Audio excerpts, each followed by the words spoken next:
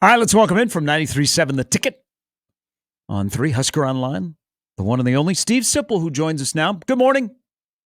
Oh, good music. Offspring, huge. I mean, I know. hugely underrated band.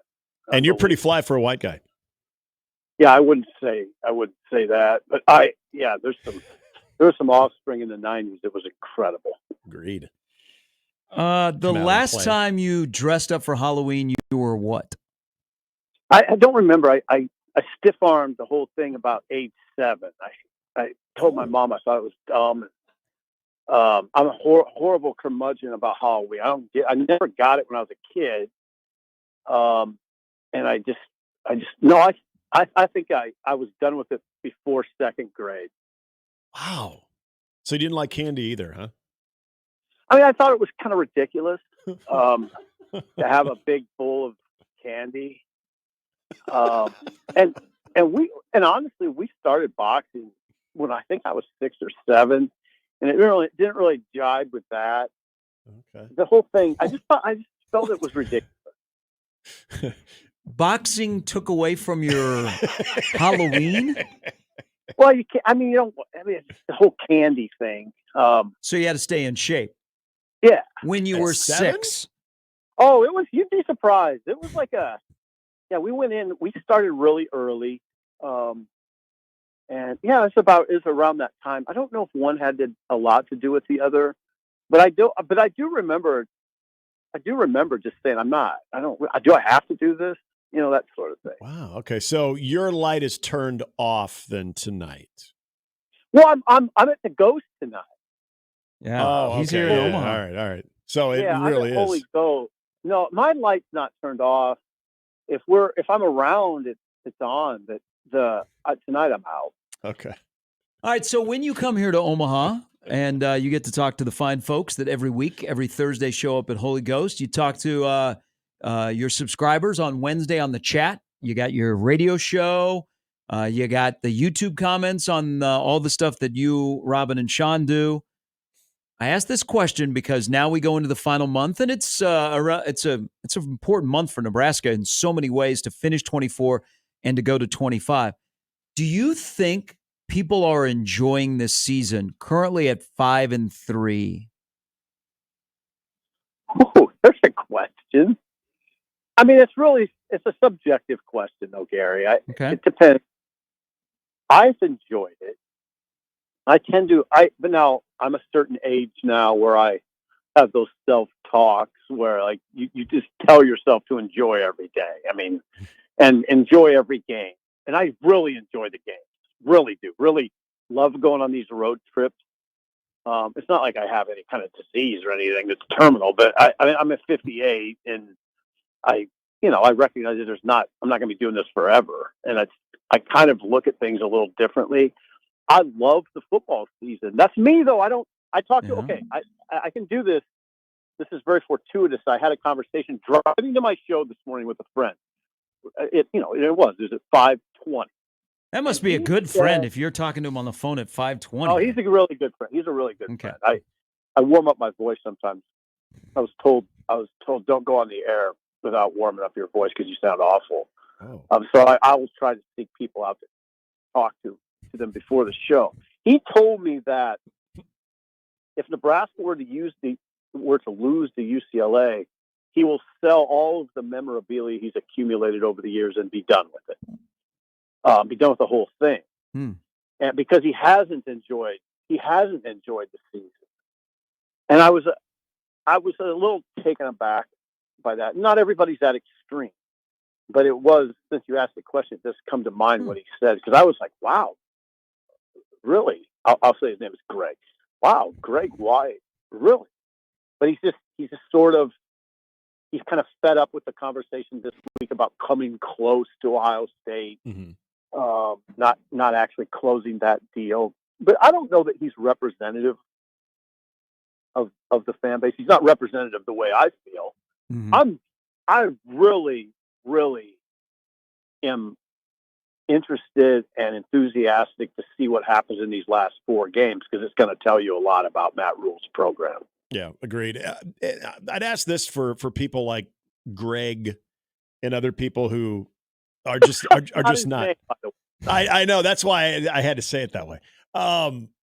If Nebraska loses to Indiana, but not in the fashion that they did, so let's say it's very similar to the Ohio State game. So you had back-to-back losses, but you put a little more stock into Indiana being a good team. You show up the way you showed up against Ohio State. Do you think it's the same response? Do you think that's a lot of the 21 response of close but still not good enough to get over the hump type thing? I'm just curious on that Indiana game, on how that maybe shaped a lot of people's thoughts of if this is a fun season or enjoyable season to this point. Well, I mean, I absolutely think that it has an impact on it. I don't think that the feelings would be as strong about, I don't know, the feelings of disappointment would be as strong as if Nebraska did play Indiana close and came up short. Now, people are sick of that too. I get it. Sure, yeah. They're sick of we played them close. They don't want to hear that, but that's more palatable than getting your doors blown off. And that caused a lot. Let's face it, 56-7 caused a lot of confusion. I mean, that's what it caused. That's a good way to put it. Yeah, because you hadn't seen that under rule except for Michigan last season, and that you understood that. I mean, Michigan was so good, and I know Indiana's undefeated, but I don't look at Indiana's team. Indiana's too deep. Like I looked at that Michigan too deep. That Michigan too deep. That looked like a 90s Nebraska team that blew into town. Indiana doesn't look like that.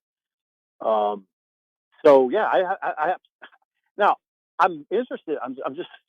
I'm going back to the question. Are you guys getting the vibe that people are not having fun with this season? It's a mixed. Yeah. I think if you were like 7-5 before the year, you're like, yeah, this is kind of how I played it out. But as we got closer to the season, and it wasn't you because you actually you tiptoe through the tulips. If you were an 8-9, you are not enjoying this because they may not hit 8 or 9 wins.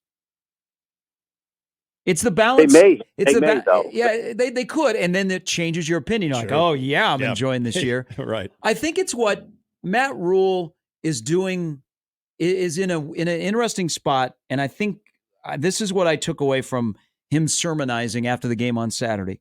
He is trying to balance new Nebraska with a lot of old Nebraska, staying in the moment, looking to the future, but knowing that whether he coaches with them, coaches them, or is around them, there is still a lot of the past of Nebraska. And you wonder if you could exercise some of those demons on Saturday by becoming bowl eligible, what that does for the program. Oh God, I think it would be gigantic. I don't even know if we fully can understand in this moment what it would be like in that moment, especially if it's a resounding win. But just a win against UCLA. It's impossible to know exactly how you're going to feel. But if they do win, I do think it'll be a different feeling, and I do think people will look at the final 3 games then with, I guess I was going to say more optimism, but more sense of wonder. I guess like how far can they go? I'm still on the optimistic side, especially after Ohio State, because I think I got to think those players, as much as I kind of hate to say it, I think they probably did gain confidence on Saturday. Look what we did. Look what we went into the horseshoe, and we probably should have won, and we stopped them on all those short yardage situations, and we moved the ball in the third quarter on the ground. I got to think that they feel better generally, and that's meaningful. And if they do beat UCLA, the pressure does go off in a lot of ways. Not all of them, but yeah, I think it's. I don't know. The bottom line is, I'm really, really interested in the Final Four games. I'm really interested in this game. I look at it a little more globally in that it's the football season and it's short. It's such a short season. I try to enjoy all parts of it. So I enjoy it, and I'm really, really intrigued by the Final Four games. Sip, I think a lot of people are hopeful curious, interested, however you want to label it, of the offense this weekend. And I think between what Matt Rule said, what some of the players have said in defense of Marcus Satterfield, what Marcus Satterfield said, what's your expectation for the offense this week based on what this week has been like? I'm not trying to say this was the only week there was criticism to the OC, but it hit a fever pitch after and during that Ohio State game. And you've actually had players, like the quarterback, come to the defense of their offensive coordinator. What does that mean anything for this Saturday, in your opinion? Yeah, Nick, but what's more meaningful to me is it's always to me about matchups and style of defense. And this is where the concerning part of this game. And Matt Rule talked about this on Monday. What Ohio State did was they pressured a little more than they would normally and played man. A lot of pressure and man free. And that causes Nebraska problems. That's the formula against Nebraska. Pressure them and play man to man in the back end. And particularly on the perimeter, because Nebraska's receivers don't get open against man-to-man pressure. That's what UCLA does.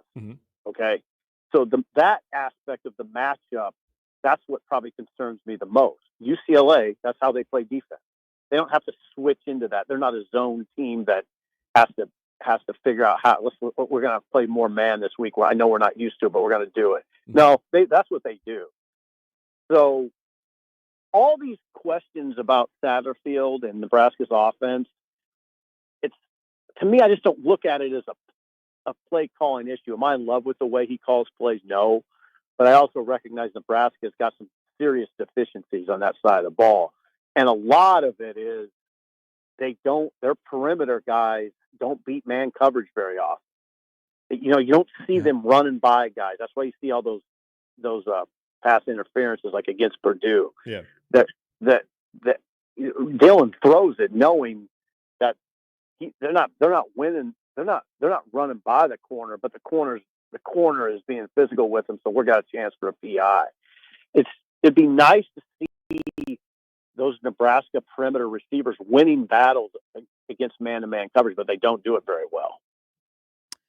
Do you think, especially when you play two really good teams like Nebraska's played the last 2 weeks, and you still have some young, you're still kind of young as a roster, where you're going to turn over, especially on one side of the ball, the next year. Do you think that their priorities of what they're going to do? Because Sip, a month from now, the season is over, and you're on to finishing up your high school recruiting class, and whatever's going to go on the portal while also preparing for a bowl game. Do you think anything they've seen in the last couple of weeks has changed what their number one priority to fix this roster is once they get to the offseason? I don't get that sense. That would be a really good question for Matt Rule. If their priorities, I'm sure it's always an evolving discussion. I have not gotten that sense from Rule that what they've seen is alarming to them, and we got to kind of change the way we're approached. No, I don't think that's the case.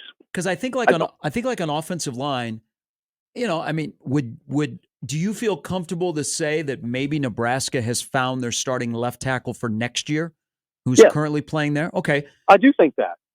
I do. I thought, and that's where, like, if you look at the Ohio State game, Gunnar Gatula really competed.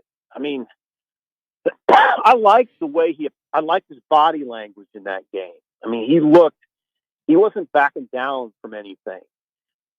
Of course, it wasn't always perfect. He didn't grade all that well. It wasn't that bad though. And I don't like to say it that way. It wasn't that bad. He hung in there very well. And I do think they have found their left tackle. I think it's very possible that that's what's happening right now, which would be very helpful. Teddy's there, and Teddy looks great. He's obviously not suited up, but Teddy was there. I saw him walking off the field. He looks great, and Teddy can play right tackle, or maybe Teddy is the left tackle and Gunnar plays right tackle. But I think Gunnar Gatula is in the midst of nailing down a starting job. I really believe that. I'm curious because they have some young guys who haven't played a ton this year. but there'll be the Sledges of the world that it'll be year 3 in the program. Oh, it's time. And Pyle and Bricks, who will be in year number 2. Mm-hmm. But they're looking towards the junior college for offensive linemen. If I'm looking at visits this weekend, I think that's a fascinating position group to see how they attack the offseason, if they like what they have or if it's a tell of who they're trying to pursue, either at a junior college level or if they can find a way. And it's not easy because you don't find as many game changers, and you're going to have to pay if they are jumping into the portal and getting into the mix for that high-profile offensive tackle, guard, or center. Yeah, Gary, here's a standard answer, and it's the correct answer. You're always looking for big bodies. I mean, you're always looking for them. And just because they're recruiting a couple of junior college guys doesn't mean they're recruiting them with the idea that we got to recruit over Gunnar Gatula or recruit over Sledge or recruit over somebody. This is competition. Those guys know. Gatula knows. Sledge knows. Those young guys know. There's nothing guaranteed. There's no guarantees for anybody. It doesn't surprise me that they're bringing in some junior college guys. You expect to compete, and again, I can't emphasize it enough. It's hard to find those big bodies, so you're going to look for them on both sides of the ball.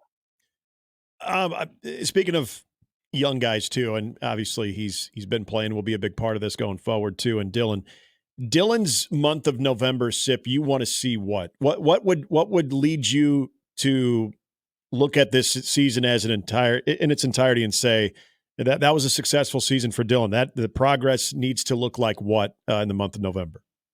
A little more running. I mean, because what I said, if teams are going to play, if they're going to man you up, there's going to be opportunities like you saw against Ohio State, and frankly, he probably could have started that a little earlier.